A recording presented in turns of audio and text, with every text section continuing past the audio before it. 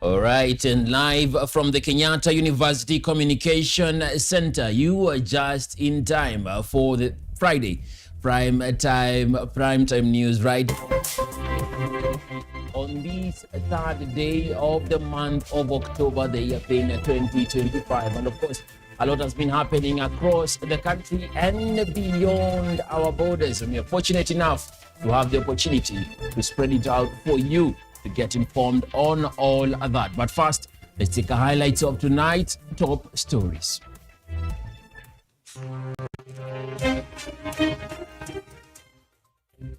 Dan urges reforms on costly Mombasa port charges, urging that it is crippling the Northern Corridor trade.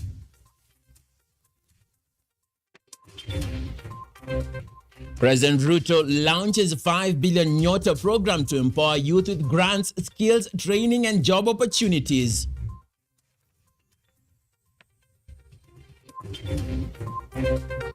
Family of Alan Kamau rejects suicide claim, demanding independent probe into Keen's death while in police custody.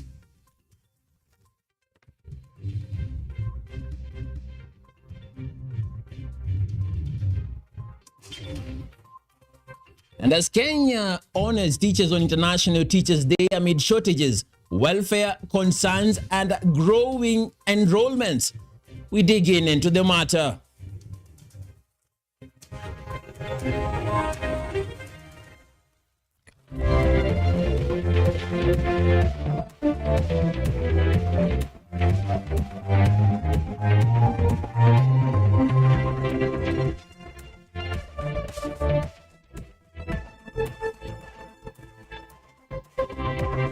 My name is Emmanuel Kutosi, and in the sign language interpretation will be sailing through in the hands of Francis Okinyi. Now you can be able to join us on our social media handles at KUTV_Kenya on the X platform and KUTV Kenya on Facebook. Now, South Sudan has called for a review of container deposit and cargo handling charges at the Mombasa port along the Northern Corridor, citing excessive cost. Officials protested the $5,000 per container deposit, saying it forces traders to abandon goods, raises prices, and undermines the regional trade competitiveness.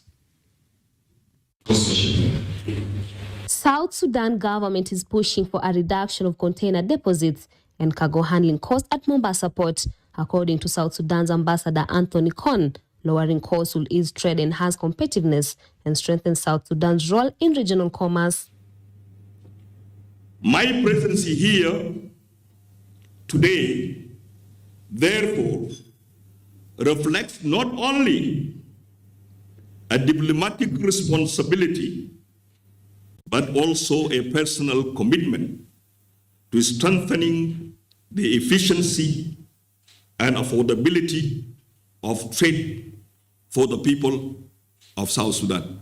Ambassador Anthony Kon cautioned that the cost of shipping, handling and clearing goods at Mombasa port can reach up to 3 times their value, noting the heavy burden is triggering frustration, resistance to reform and renewed demands for urgent intervention. The total cost of shipping, handling and clearing of goods is 2 to 3 times the value of the goods themselves, which forces some of our importers to abandon containers at the port. Dr. John Deng, the Executive Director of the Northern Corridor Transit and Transport Coordination Authority, has warned that placement fees ranging between $3,000 and $6,000 per container inflate commodity prices. He urged stronger coordination, policy reforms, and technological solutions to ease the heavy burden on consumers.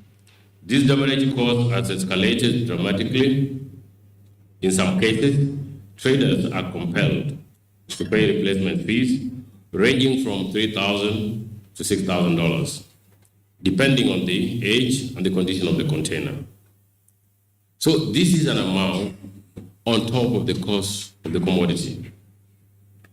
And in the end, this has to be transferred to the last user of the commodity, that is the consumer. Dr. Deng also underscored the importance of regional cooperation in tackling trade challenges. He said South Sudan seeks practical partnerships and policy alignment to streamline cargo movement, reduce inefficiencies, and promote economic growth across the region while safeguarding vulnerable communities. This situation underscores the urgent need for coordinated policy intervention, improved logistics infrastructure, and regional dialogue to ease the burden of container management and facilitate smoother trade flows. I'm grateful to the ambassador of South Sudan to Kenya. He has been very vocal about this because he understands the impact of this menace on the livelihood of his own people back in the country. The call for fairer charges and improved logistics underscores South Sudan's determination to strengthen regional trade, ease consumer burden, and secure its position as a reliable commercial partner. Edna Nerea, KUTV, Nairobi. Now, President William Ruto says the government has adopted a whole-of-government approach for nationwide rollout of the National Youth Opportunities Towards Advancement Program, NYOTA. Speaking at State House in Nairobi, the president said the initiative will bring together leaders from all levels to ensure inclusivity, transparency, and effective delivery. Backed by the World Bank, the 5 billion shilling program will support 100,000 Kenyans with 50,000 Kenya shillings business grants and train hundreds of thousands more in job skills and procurement opportunities. The government sees NYOTA is central to creating sustainable livelihoods and empowering the next generation of entrepreneurs.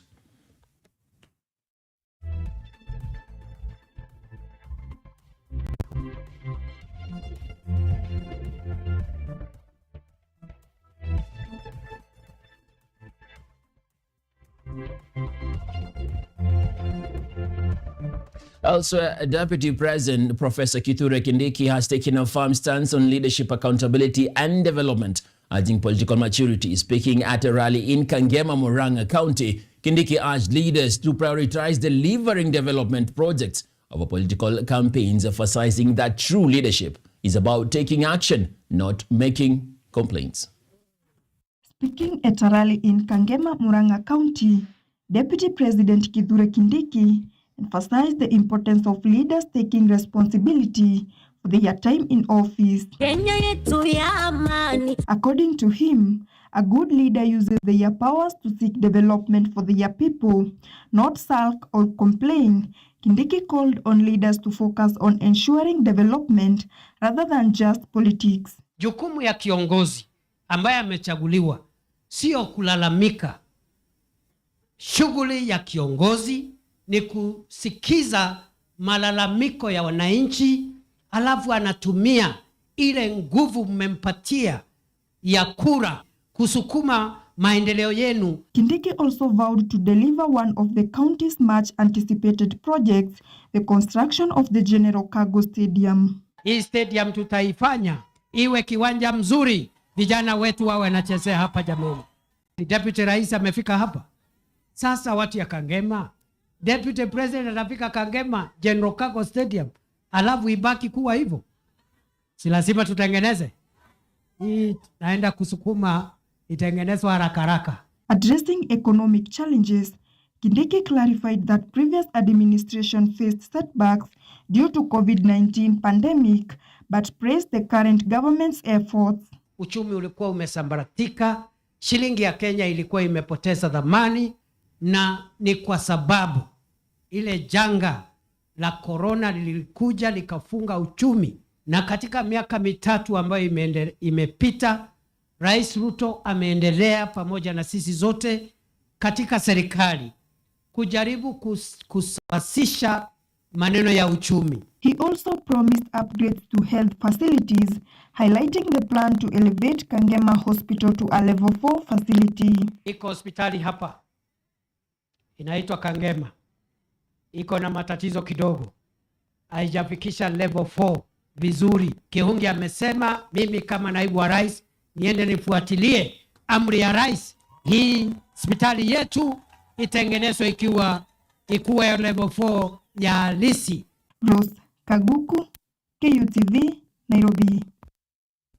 Now, former Deputy President Rigathi Gachagua today unveiled Stanley Karisa as the candidate for the party in the forthcoming Magarini by-election, urging unity and discipline within the Democracy Citizens Party. Speaking during the event in Magarini constituency in Kilifi County, Gachagua emphasized the importance of rallying behind the chosen aspirants to secure victory and strengthen the party's grassroots presence, highlighting that candidates should embrace integrity, hard work, and community service, adding that their leadership will advance development and give Magarini residents a stronger voice in national politics. So we finished the postmortem on the body of Alan, and we found that he had asphyxiation due to hanging.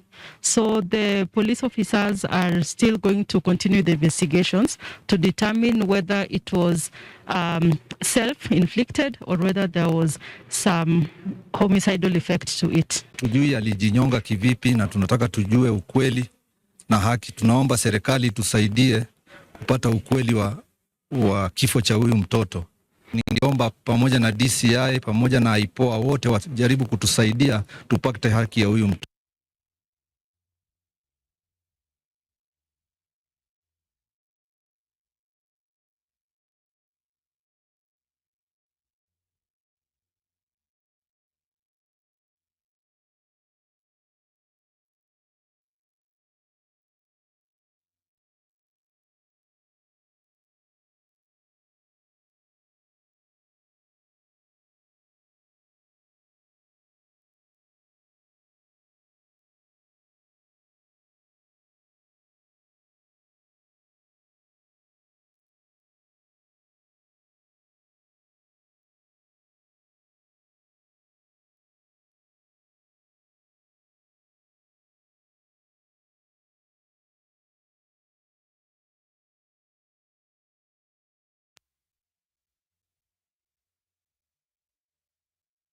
Apologies on that. We'll go into the story that already has aired there, where the family of Alan Kamau, who died in police custody, is alleged to have died in police custody at Kumumami police station, has rejected the post-mortem results indicating death by asphyxiation. The report by pathologist Dr. Leah Obosi contradicts police claims that Kamau committed suicide. Kamau was arrested on the 20th of December of a land dispute and allegedly detained due to unpaid compensation. According to the mother of the late Mary Wambua, police demanded ransom of 15,000 shillings for his release.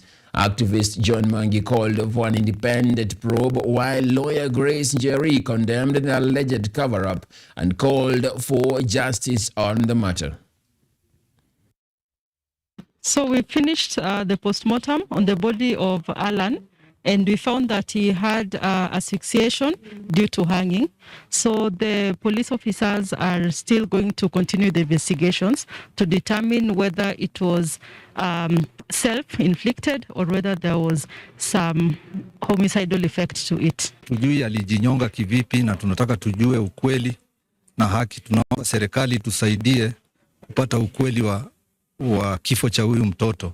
Ningeomba pamoja na DCI pamoja na IPOA wote wajaribu kutusaidia tupate haki ya huyu mtoto. Now, the University of Nairobi, through its Center for Epidemiological Modeling and Analysis, has launched a program to nurture young scientists. The initiative, unveiled at Ndera Mixed Secondary School in Siaya County, will establish data clubs in rural schools to inspire learners to pursue research and innovation. SEMA Director Dr. Lois Ombajo said the program equips students with digital skills and prepares them to solve community challenges. The center also renovated and equipped the school's computer lab. Schools leaders hailed the project, urging wider support to expand it and prepare students for a competitive future. We've had to send teams back and forth from the University of Nairobi to set up the program, to provide mentorship and to work with these children as well. But we've had a lot of support from the school community, the teachers who've been assigned to, continue to maintain this club. So we are not afraid that if something happens and we're not here, that things will go down, because the school has been very responsive and has continued to do very well with this program. Mine is to encourage the students. Please make use of this opportunity that has been given to you for your own personal development and for the growth of the community that you live in. 18 minutes past the top of the hour. It's time for a fast break right here on the Friday edition of the KUTV Primetime News. Don't go too far, because we have a lot more in store just for you.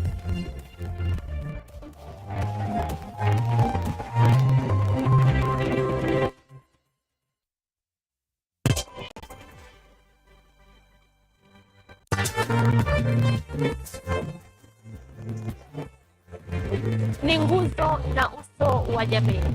Kupanda shuka hakawa tuzo, ukakamavu wake ukatii na kumfanya mwenye bidii kwa machozi na makeke, akabaini jinsi ya kuwini. Huyu ni mwanamke ngangari kwa jinsi alivyo ng'ari.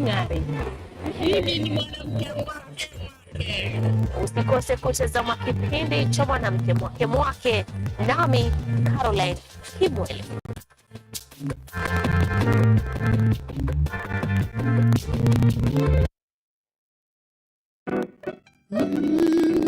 Miti, panda. Miti. Our planet's future is in our hands. However, there is a threat to the brightness of this tomorrow. On Earth Check, we share the challenges, the solutions, and the hope. I would call this a very momentous day, a very critical day. Every episode, every story, every step we take creates a ripple. Join me, the environmentalist Emmanuel Kutosi, on KUTV every Wednesday at 8 p.m. and be part of Welcome.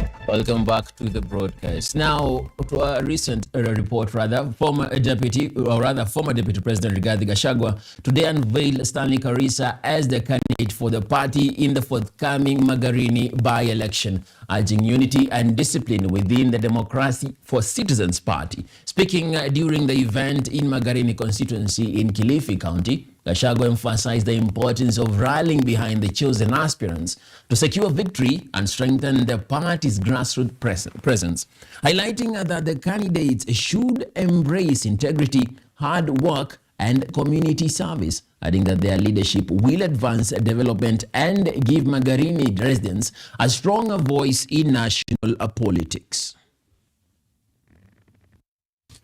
On behalf of our party, DCP, I congratulate all the candidates we have here for the bold step they have taken to this level. We know majority of them have been offered bribes, others have been intimidated, but we have people who are courageous and who have chosen to stand with their principles. I also wish to thank and greatly appreciate the people of the Republic of Kenya for their continued support of our candidates across the nation. We are certain that we shall carry the day in the areas where we have fielded candidates. The party will not spare any effort or resources to ensure that a win is secured. To all our candidates whom we officially unveiled today, I urge courage and hard work. Please be humble and listen to the people and be firm. And away from politics into the counties, where in Kuria East, the Principal Secretary for State Protection and Senior Citizens, Mr. Joseph Motari, has issued a stern warning to parents marginalizing children born with disabilities. Meanwhile, in Nyeri County, the Central Regional Commissioner is cracking down on absenteeism and graft among county heads ahead of National Day celebrations. More on this in today's County Roundup.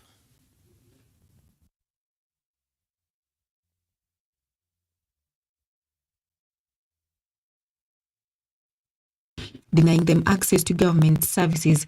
Speaking at Komototobo School, Motari, together with the chairperson of the National Fund for the Disabled of Kenya, Professor Kibera, commissioned a new kitchen and a dining hall worth 3 million. Are the ones who are our future.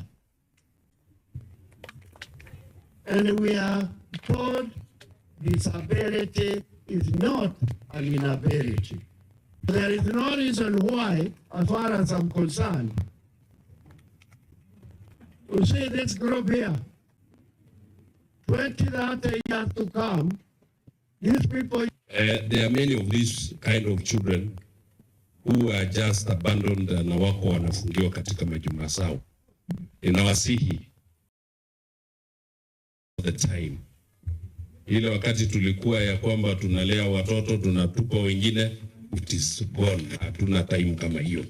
Kwa hivyo hawa tuhakikisha kwamba tumewaleta na pia kuna sheria tumetunga ambao zina take care of the disabilities. Disability Affairs leaders also highlighted the launch of a new dormitory worth 50 beds to support students with hearing impairments, aimed at improving living conditions and access to quality services.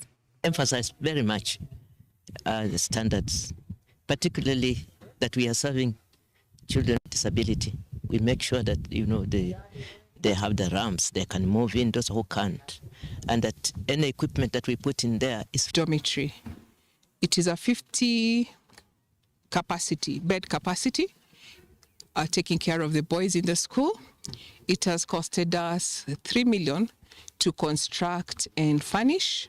So we have beds, mattresses in there. And we are looking forward to having all the boys in the institution, currently 40, but going to 50. Elsewhere, the Central Regional Commissioner, Joshua Kanatha, has cautioned county departmental heads, saying attendance at the National Day celebration is mandatory, while also decrying cases of bribery. He has directed public servants to serve citizens fairly, guide new workers, and uphold professionalism to restore discipline in public service. That we support the government is also kwa kuhudhuria sherehe za kitaifa. Zamani hakuna mtu alikuwa, hakuna head of department alikuwa kuhudhuria sherehe za kitaifa. Siku hizi sherehe imebaki ya security agencies na ngao. Wengine hakuna mtu anaendanga sherehe. Ningependa muangalie. As the government tightens accountability, inclusion, and discipline across sectors, officials are reminding public servants and citizens that quality service begins with responsibility, compassion, and a renewed commitment to uphold national values.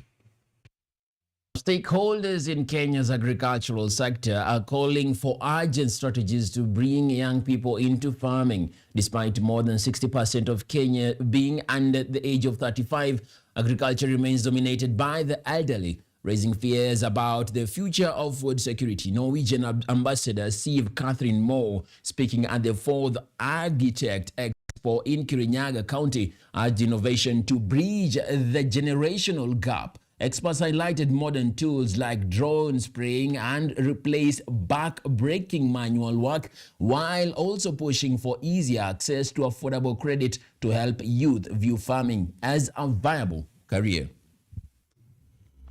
It is apparent that more than 75% of the Kenya's population of approximately 57 million is below 35 years of age.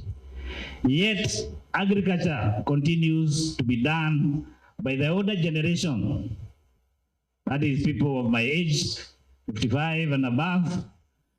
The question is, what is going to happen to agriculture when these citizens exit the space?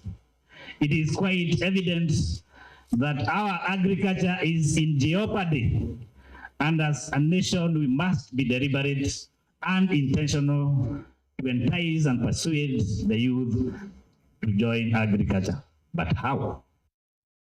Well, in line with matters that we had rainfall today, well, the Kenya Meteorological Department has issued an advisory warning of heavy rainfall expected across various parts of the country from today, the 3rd of October, to Sunday, the 5th of October. Now, in summary, the department noted that rainfall over the Lake Victoria Basin, the Rift Valley, and the highlands west of the Rift Valley is expected to exceed 20 millimeters within 24 hours and spread eastwards to the highlands of Nairobi.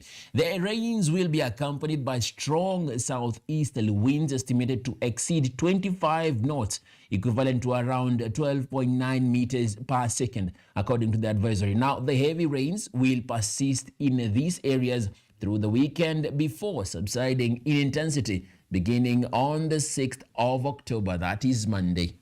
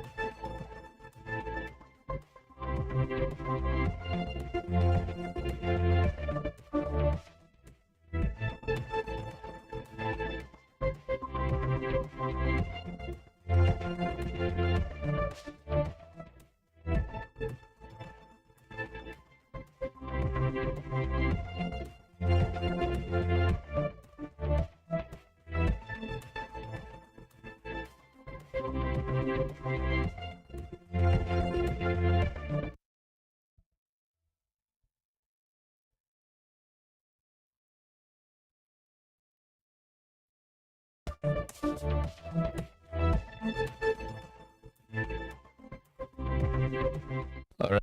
On that weather advisory, we take our second break right here on the Friday edition of the KUTV Prime Time News. Don't go too far, because in a moment we come back with a story that looks at the molders of our minds in terms of teachers. In a moment.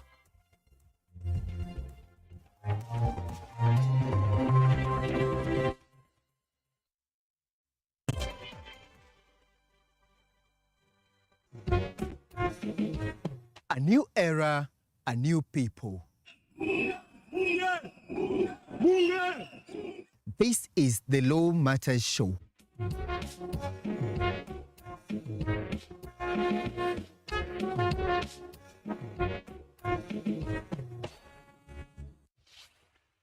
A program that brings you legal sensitization on your television. My statement is written and just go to the prosecution. I think that this loss is a setback for Raila Odinga. What policy recommendations were fronted by the candidate? With diversity, we demystify important legal issues locally, regionally, and internationally. What Tanzanians. Join me, Elvin Onsongo, as I bring you more insights on law matters. We are looking at social issues. What is the problem? Is it the economy? Is it... Law Matters Show, creating awareness, advocacy, and enhancing lives.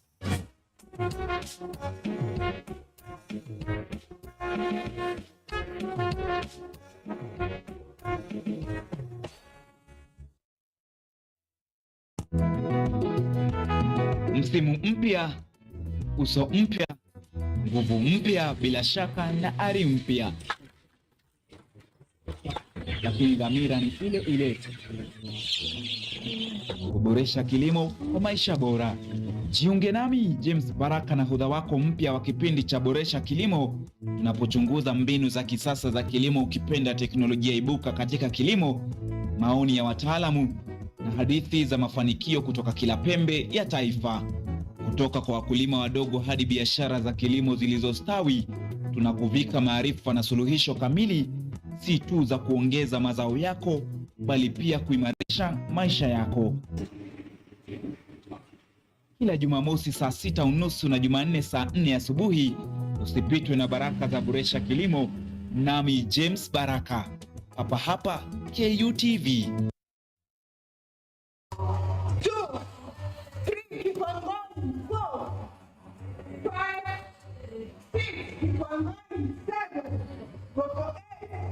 Give me 9. 10 more to go. 10. 9. Good job. 8. No. What? No. The rest, take it all the way out. Here we go. 2 minutes.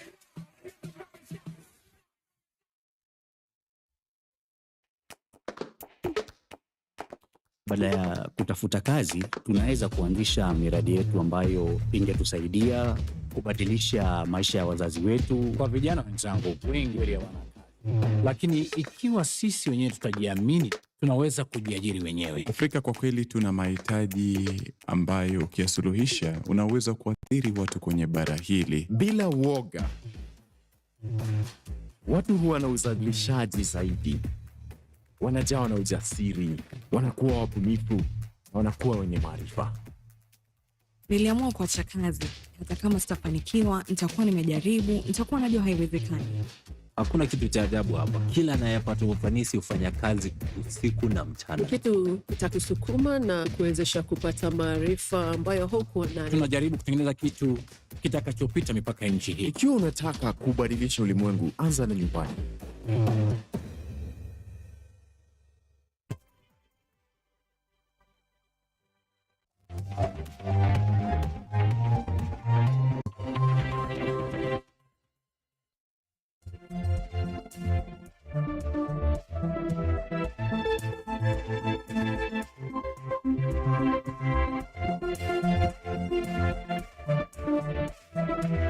Welcome back. Now, as the world prepares to mark International Teachers' Day this weekend, attention is turning to the men and women who stand at the very center of nation building, our teachers in Kenya. Their story of teacher training is closely tied to the history of the premier Kenyatta University, long celebrated as the fortress of education and the country's leading center for nurturing educators. But today, even as learners' numbers rise across schools, the teachers' workforce is under pressure, shrinking in some levels and grappling with welfare concerns that threaten to weaken one of the most critical pillars of society. We get to go through the journey of Kenyatta University's role in shaping teachers, the challenges facing the profession, and the urgent need to restore dignity to these nation builders. The first teacher institution in Eastern Africa, and by 1973, when we were Constituent College of University of Nairobi, there were attempts to move education to Kenyatta, because here Kenyatta, after it was given to the late Mzee Jomo Kenyatta having been a barrack, there was a secondary school here, and there was an S1 training college. At the heart of Kenya's academic journey stands a fortress of education, Kenyatta University. Born from the walls of a former British military barracks in 1965, it has for decades been the furnace where dreams are molded into teachers who in turn have molded a nation. Speaks to the kind of teacher who is able to address emerging issues in the learning environment. This is a teacher who is competent to be able to handle whatever subject that they teach. First of all, you have to be competent. And then besides that, you have to be able to learn skills like collaboration. You have to be creative. You have to be innovative. From its early days as the Kenyatta College offering secondary teacher training certificates to its transformation into Kenyatta University College in 1970, and finally a fully fledged university in 1985, the story of Kenyatta University is inseparable from the story of Kenya's teaching profession. We channeled out thousands and thousands of teachers As you well know, Kenyatta University is university known for teacher education, and indeed the enrollment in this university is that half of the enrollment are students in education. Generations have passed through these lecture halls, and yet the challenge that stares Kenya in the eye is as pressing as ever: the shortage of teachers to match the rising tide of learners. Or is it? At least that is bedeviling the profession, is that teachers have been ignored over time. And if you look at all the professions, teachers are the worst paid. Teachers remain a major component of our citizenry, meaning that they also have a role to support the growth of the country.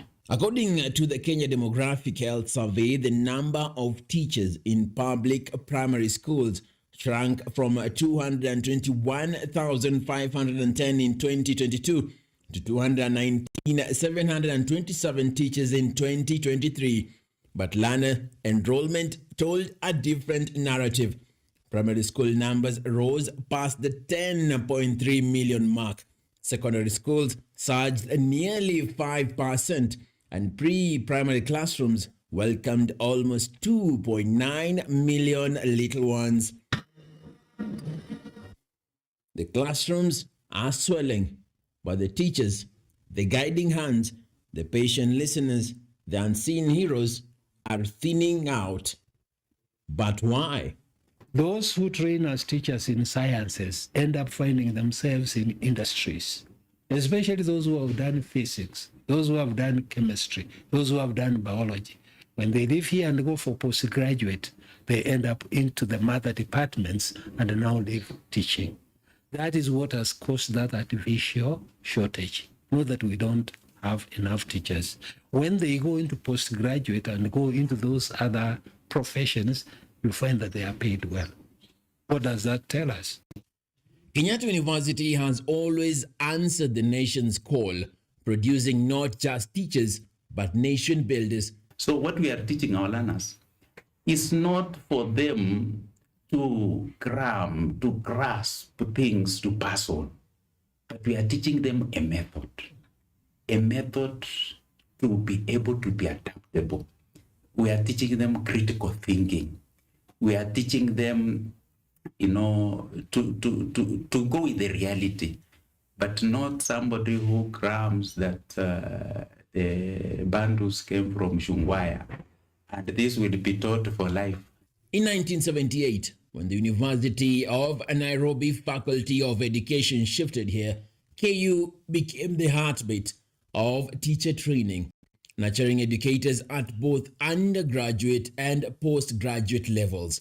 But today, the call is louder than ever. The shortage is not simply in numbers, it is in recognition, in dignity, in welfare. Born into the teaching profession, they love teaching. And the teaching is a career that once you are in it, you enjoy it at heart and at your best. So I would say that let the working conditions for teachers be improved, they be paid well, and then you will see how teachers will remain in the profession. Because those who get in the profession, you find they are overworked, there is burnout, and what they do next just to live and get into something else. As methods of teaching evolve with technology, from digital classrooms to AI-powered learning, the human touch of the teacher remains irreplaceable. No algorithm can replace encouragement whispered to a struggling child. No machine can replace the spark of inspiration in a lesson that changes a life. For project-based learning, creative thinking involves a situation where you are not the one providing information. You're allowing them to think outside the box. So you give them an opportunity to conduct projects, to come up with solutions that are based on real-world problems. So allowing them that chance to think for themselves without giving them or directing the learning, so that you give them an opportunity in their groups to address real-life emerging issues. For 60 years, Kenyatta University has stood as a citadel of knowledge, flowing out teachers ready, fit and passionate to meet the academic and economic needs of a growing nation. Learning happens only when somebody is mentally okay. So we are interested, how do they learn and how do teachers teach? And also we would like a healthy teacher. You cannot have a teacher who has mental issues, talk about burnout, dissatisfaction. They are not able to deliver. But the country must do more. Teachers must be empowered. Their welfare must be safeguarded. Their working environment must be dignified. For in their hands lie not just lessons, but the very soul of our nation's future. Talking about 2030. In fact, where we come from, we used to talk about 2015 education for all. It has not come to pass. We are talking about 2030. 2030 is 3 or 4 years away. So we are saying the teacher must be empowered. As the world pauses on October 5th to mark International Teachers' Day, Kenya must look inward and ask, are we giving enough to those who give us everything? The welfare of the teachers should not be something that should be blessed. Emmanuel Kutosi, KUTV.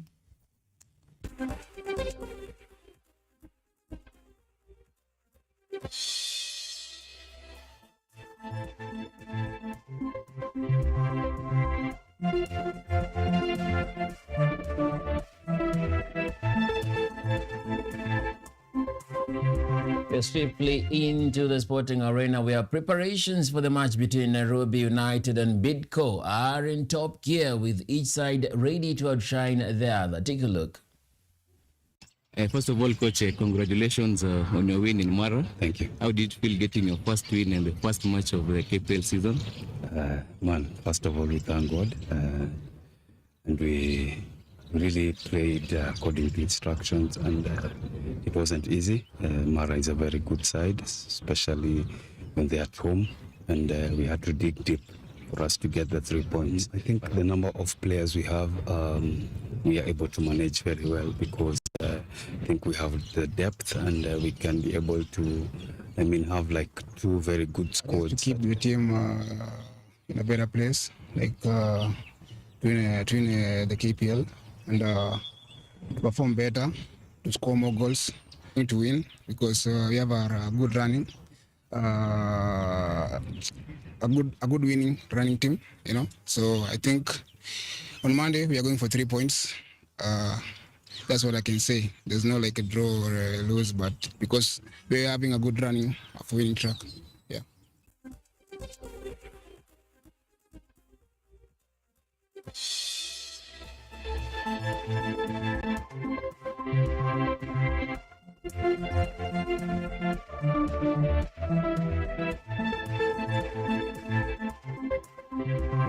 15 minutes to the top of the hour, and you're about to wrap it up for the Friday edition of the KUTV Prime Time News. Of course, thank you for keeping it KUTV, and of course, a big thank you to the whole team that is working effortlessly to ensure that you get this broadcast in a way that is clear, in a way that you cannot believe what these guys are doing, to ensure everything just balances out. Of course, also a big thank you to the whole team involved in the production of tonight's broadcast, of course, led by yours truly, Yvonne Kemuma Monori, my producer, and of course the whole team involved in the production of the various stories. From me, Emmanuel Kutosi, and the sign language, Francis Okinyi, is of course, have a good night. And of course, something I must not forget, there is one chap, Brighton Luvandale, who's ensuring things are moving at speed, particularly on ensuring that I get the prompter in a way that is very satisfactory. Asante sana, Brighton, for ensuring that happens.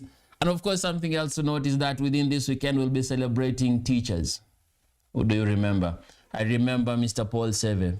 The slap you gave me still vibrates, sir. But I appreciate it. Good night and sweet dreams.